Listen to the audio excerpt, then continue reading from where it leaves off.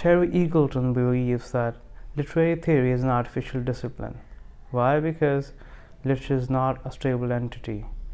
It conforms to the social, political, and economic standards of the time.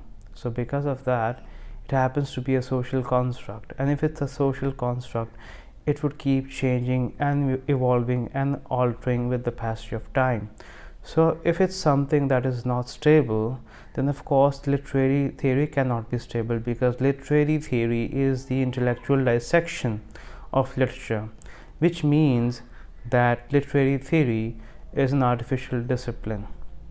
And the reason why literature is produced is so that the middle class could conform to the values of the elite class. So this is what Terry Eagleton actually believes. So if you like the video, please subscribe and share. Thanks a lot.